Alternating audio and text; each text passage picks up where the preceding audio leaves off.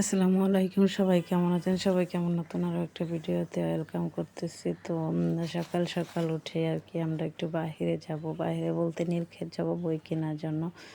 আর এদিকে যে মেয়ে তার ড্রেস আপ নিয়ে রেডি, সে কী পরবে, সাথে কিন্তু পারফিউমও নিয়েছে। আর সে বলতেছিল যে সকাল এখন এই ড্রেসগুলো সে পরবে আর কি, সাথে পারফিউমও দিবে। এটা বলে সে অনেক বেশি খুশি হচ্ছিল। আর সে তো সাজগোজ করতে মাশাআল্লাহ অনেক বেশি পছন্দ করে। দেখেন কীভাবে একা একাই নিজে নিজে সাজগোজ করতেছে, সারাক্ষণ শুধু সাজগোজ করতে চায়। মানে কি যে একটা অবস্থা, দেখেন লিপস্টিক একটু সাইডে এসে পড়ছে, এই জন্য হচ্ছে সে হাত দিয়ে আর কি মুছতেছে। তো তারপর আসলে মেয়ের খুশিতেই হচ্ছে আমরা বাবা মা হওয়ার পরে আমাদের খুশি। তো সে যেটাতে খুশি হয় সেটা আমাদেরও ভালো লাগে। তো এই যে কখন থেকে লিপস্টিক দিতেছে, তার কোনোভাবেই লিপস্টিক শেষ হইতেছে না। তো যাই হোক, আমরা রেডি সেডি হয়ে বাইরে বের হয়ে গিয়েছি আর কি। তো চাকরি বাকরির জন্য আবেদন করতে করতে আর বই কিনতে কিনতে আর কি জামাইয়ের টাকা সব শেষ করে ফেলতেছি। একটা নাজেহাল অবস্থা, আদৌ চাকরি হবে কি না জানি না। তো আমার জামাই তো বই কিনে দিতেছে, 2টা বইয়ের দাম এত বেশি নিয়েছে কি বলবো, মানে বইয়ের বাজারে মনে হয় আগুন।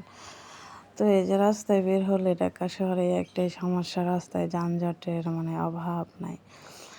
তো মানে বিরক্তিকর লেগে যায়। তো যদিও একটু একটু মানে করে আর কি পুরাটা রাস্তা গিয়েছি। তো যে অবশেষে আমরা নিউ মার্কেটে এসে পৌঁছাই গেছি। আর এদিকে রিক্সাওয়ালাকে তার ভাড়া দিচ্ছিল। তো আমার মেয়েটা অনেক বেশি দুষ্ট, রাস্তাঘাটে বের হলেও সে এত বেশি দুষ্টুমি করে বলার বাইরে। মানে এক জায়গায় স্থির হয়ে থাকবে না, হাত ধরে হাঁটবে না, মানে কি যে একটা অবস্থা। সে একা একাই মানে হাঁটাহাঁটি করবে, হাত ধরবে না। তো এই যে অবশেষে আমরা হচ্ছে বইয়ের দোকানে এসে পড়েছি। আর এখানে এত এত বেশি দোকান যে মানে গুণে শেষ করা যাবে না। হাজার হাজার বইয়ের দোকান, একদম কবুতরের খোপের মতো।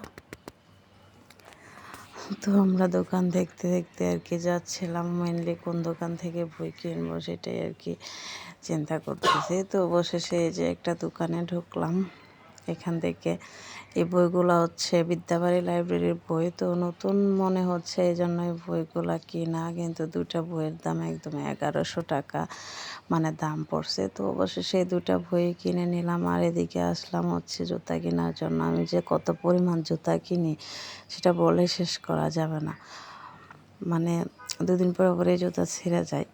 তো বিয়ের আগে তো এটা একদম মানে অনেক বেশি হইতো। আর আমার বোন বলতো যে আমাকে নাকি লোহার জুতা বানায় দিতে হবে, বারবার ছিঁড়ে যায় এই জন্য। তো এদিকে জুতা কেনা শেষ হলে মেয়ের জন্য জুতা কিনলাম, আবার আমার জন্য কিনলাম। তারপর বাবা মেয়ে হচ্ছে খেজুরের রস খাইতে, খেজুরের রস না, আখের রস। তো বাবা মেয়ে আখের রস খেলো। আর রাস্তা পার হয়ে আবার আমরা একটা ভেলপুরির দোকান থেকে ভেলপুরি কিনে খাইলাম। কিন্তু ভেলপুরিটা একদম বাজে ছিল, একদমই মজা লাগে নাই, মানে টেস্ট লাগে নাই। তো মেয়ে একটা ভেলপুরি খেয়েছিল, আর আমরা 2জন মিলে বাকি 3টা আর কি কোনো রকম খেয়েছি। তো ভেলপুরির দোকান থেকে ভেলপুরি খাওয়া শেষ হলে এবার আমরা মেয়ের জন্য প্যাম্পাস কিনতে চলে আসলাম একটা প্যাম্পাসের দোকানে। আর কি বলবো, মানে রাত হলে সজাগ থেকে থেকে মেয়ে ইস্যু করে একটু পর পর সেটা চেঞ্জ করতে হয়। মাঝে মাঝে করে, আবার মাঝে মাঝে করে না।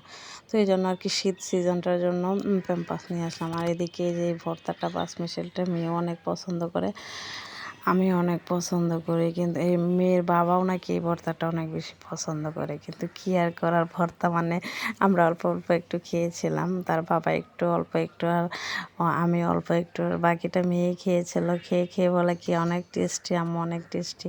আসলে এই পাঁচমিশালি ভর্তাটা আমার অনেক ভালো লাগে, একটু ঝাল ঝাল সত্ত্বেও আমার মেয়ে মাশাআল্লাহ পুরো ভর্তাটা খেয়েছিল। তো অবশেষে কেনাকাটা শেষ হলে আমরা হচ্ছে বাসার উদ্দেশ্যে রওনা দিয়েছি। আর এদিকে দেখেন পরীক্ষা আর কি, অনার্স ভর্তি পরীক্ষা শুরু হয়েছিল। তো রাস্তায় এত বেশি মানুষ ছিল বলার বাইরে, কত কত লাখ না জানি স্টুডেন্টরা পরীক্ষা মানে দিয়েছে। তো অবশেষে এই যে বাসায় এসে ভর্তা ভাত করে ভাত খেলাম পেট ভরে। তো আজকে ভিডিওটি এই পর্যন্ত, আল্লাহ হাফেজ।